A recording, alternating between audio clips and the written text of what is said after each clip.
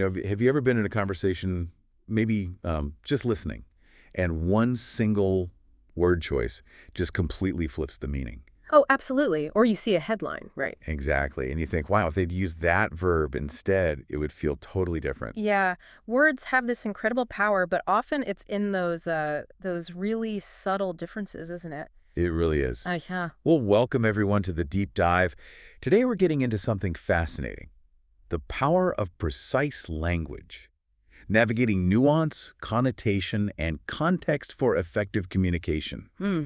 And for this, we've really dug into a fantastic resource. It's called Oxford Word Skills Advanced. Mhm. It's by Ruth Gairns and Stuart Redmond from Oxford University Press. Yeah, it's aimed at advanced learners, C1, C2 level. So it's really about mastering those finer points of English. Right, not just basic vocab. Exactly. And our mission today really is to pull out some of the most, insightful bits for you. We want to show how understanding these subtleties isn't just about sounding smarter. Oh, that's nice too. Yeah, it is. But it's more about getting a shortcut to being, well, genuinely well-informed. You get those aha Yes, moments. those are the best. They are, and it really helps you become a much more effective, maybe even more empathetic communicator.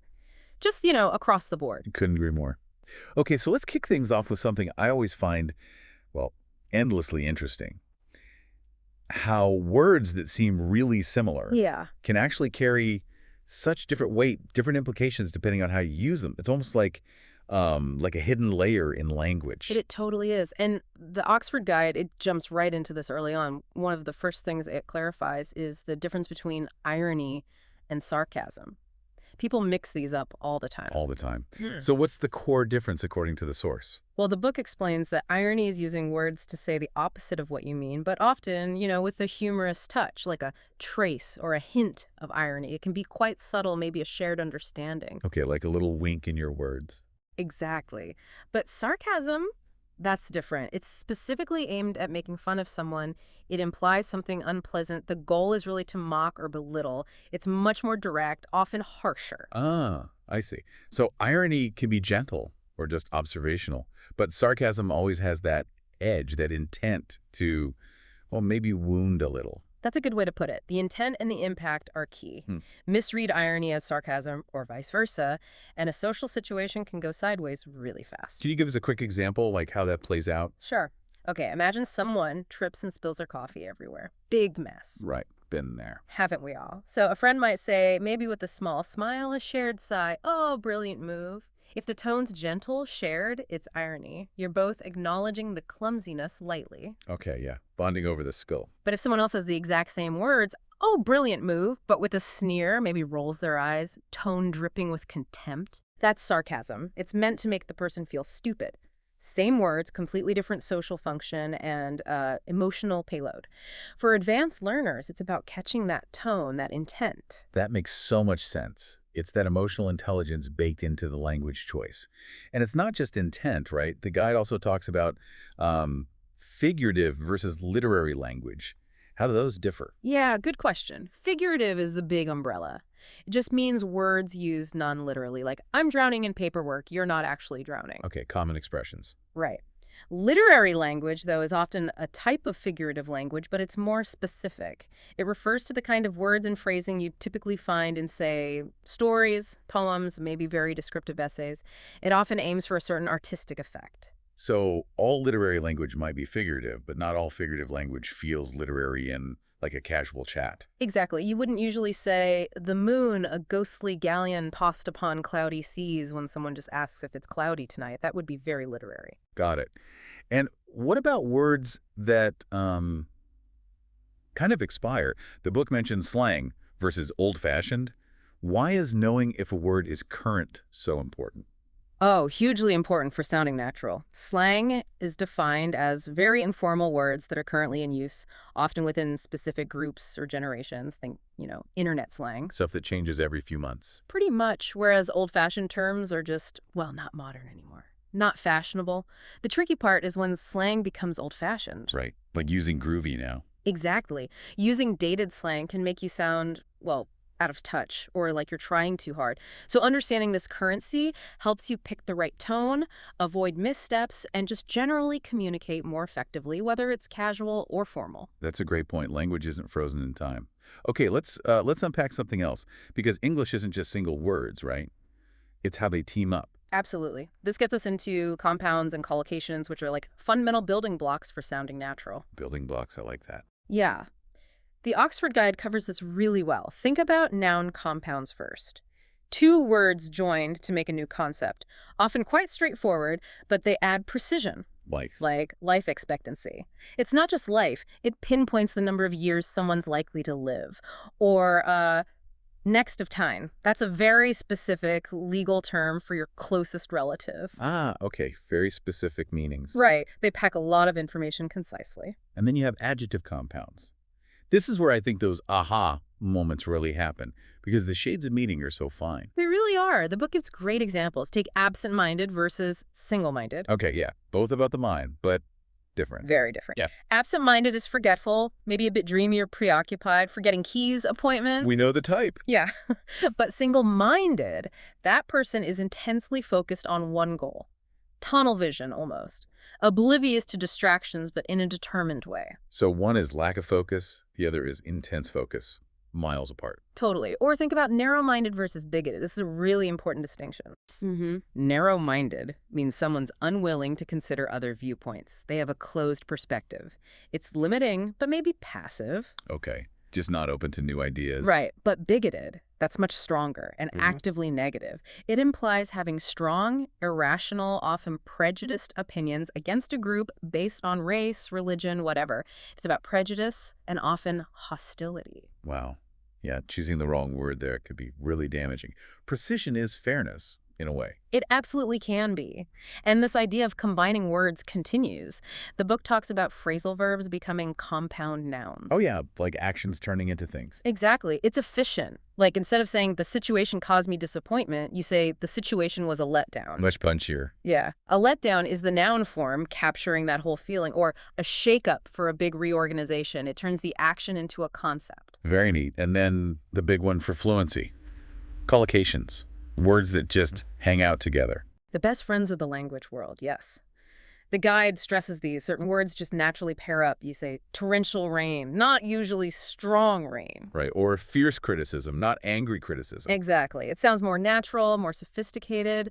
Using the right collocation shows a deeper feel for the language. It's not just knowing words, but knowing which words like each other. So getting these compounds and collocations right makes you sound less like you're translating in your head and more like you're, flowing with the language. Precisely. It boosts your fluency, your comprehension, everything, especially when you get into expressing more personal things. Oh, yes.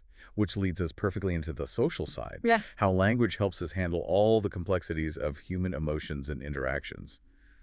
This is where it gets really interesting, I think. It does. Because language isn't just for facts, it's for feelings. And the book maps out this emotional spectrum beautifully. It shows words for varying intensities. Like different shades of feeling.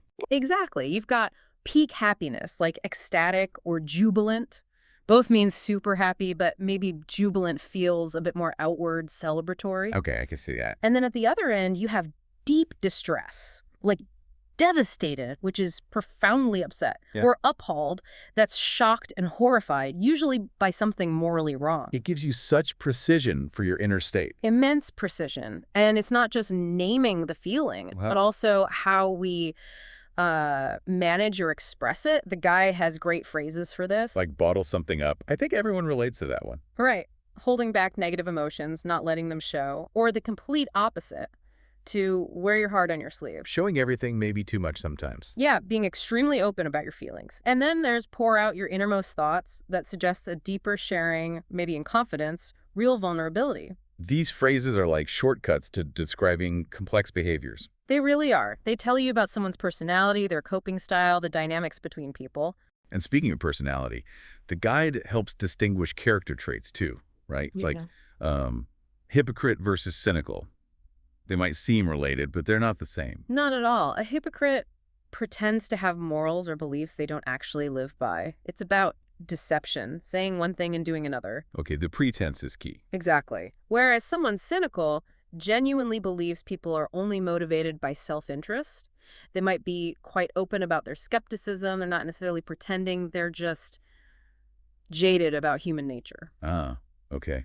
One is deceptive, the other is disillusioned. Very different. Very. Understanding that helps you judge situations more accurately. And what about just plain old manners? Or lack thereof? Yes. The book covers social graces, too. You can have impeccable manners, like perfect social The conduct. gold standard. Right. Or someone can be downright rude. That downright really emphasizes it extremely impolite, no question about it. It adds that punch. It does. And then idioms like, put your foot in it. Oh, dear. Saying the wrong thing at the wrong time. Exactly, that classic social blunder. Knowing these terms helps you navigate social situations, understand cues, express yourself tactfully, and, well, build better relationships because you can talk about these things precisely. It really deepens your social toolkit. Okay, so from the personal, let's broaden out. Because precise language is absolutely critical in, well, more specialized, sometimes high-stakes areas, too. Oh, definitely. When you get into specific fields, accuracy isn't just preferred, it's often essential. Think about medicine. Yeah, you can't afford to be vague there. Absolutely not. The guide gives examples like invasive procedure. That specifically means a medical intervention where something enters the body. It carries different risks than a non-invasive one. Right, it signals a certain level of intervention. Exactly. Or chemotherapy. That's not just any drug. It's a specific, often harsh cancer treatment and mortality rate that precisely measures deaths in a population, which is different from, say, how many people get a disease or how many survive it. Using the wrong term there could cause real confusion, even fear. Huge confusion, yes. Precision is paramount for patient understanding and proper care. And what about the world of business and finance? Lots of jargon there, too. Loads of it. And again, words that sound similar can mean very different things legally and financially. The book clarifies things like merger, takeover, and acquisition. Okay, break those down quickly. Sure. A merger is usually two companies joining maybe as equals. A takeover is often one company buying enough shares to control another, sometimes hostilely. An acquisition is simpler. One company buys another, maybe not involving shares or hostility. Different strategies, different power dynamic. Completely different implications for everyone involved. And the way we talk about markets going up or down. Also very nuanced. Prices can plummet. That's a sudden, sharp fall. Like off a cliff? Kind of. Yeah. Or they can slump fall by a lot, but maybe more gradually. And a turbulent market isn't just falling. It's volatile, unpredictable, that bumpy ride feeling. Knowing the difference helps you actually understand what the financial news is saying. Exactly. It lets you gauge the severity, the speed, the level of chaos, maybe. And this need for precision extends to news and politics, too, doesn't it? Yeah. Especially when trying to report things impartially. Yes, absolutely. And here, word choice shapes public perception significantly. The source highlights terms common in news, like allegation, Which means? a statement accusing someone, but crucially, without proof yet. It's not a fact, not a formal charge necessarily. Very important distinction. Okay. Then there's cover-up, a deliberate attempt to hide wrongdoing, and a leak, secret information getting out, intentionally or not. These words describe how information comes to light or is hidden. And political metaphors. The guide mentions those, too. It does, briefly touching on things like being in the driving seat, clearly meaning being in control. Yeah. Or rocking the boat, causing trouble, disrupting stability. These are descriptive metaphors used in political commentary, not necessarily endorsements. They just frame the situation. So understanding these terms, whether medical, business, or political, isn't just academic. It's about really grasping what's happening in the world. It really is. It's about critical consumption of information. Being precise yourself and understanding the precise meaning intended by others is key to navigating these complex areas effectively. So we've covered a lot of ground today. From those tiny nuances in meaning and style, Irony versus sarcasm. the building blocks of compounds and collocations, Life expectancy, fierce criticism. navigating the whole spectrum of human emotion, Ecstatic to devastated, bottle it up. and finally, the crucial precision needed in specialized fields like medicine, business, and news. Yeah, quite a journey through vocabulary. So wrapping this up, what's the big takeaway for you, our listener? What does all this mean? Well, I think it means that every single word matters. The ones you choose, the ones you hear, the ones you read, they all carry weight, they shape understanding. And getting a handle on these nuances, these specific meanings and pairings, it's not just about sounding smarter or more advanced in English. That's part of it, sure. A nice bonus. A very nice bonus. But fundamentally, it's about connecting better. It's about processing what you hear and read more deeply, more critically. It's about appreciating just how incredibly rich and powerful language truly is. You move from just knowing words to really using them, mastering them. Well said. Yeah. So here's something for you to think about, maybe mull over later. Mm. The next time you read a news headline, or maybe you just hear a friend make a casual comment, just pause for a second. Ask yourself, what other words could they have used right there? And how would that tiny change, that different word, have shifted the meaning or the feeling or the whole impact of it for you? Ooh, that's a good challenge. Give it a try. The answers, I think, might really surprise you. It could open up a whole new way of listening and understanding.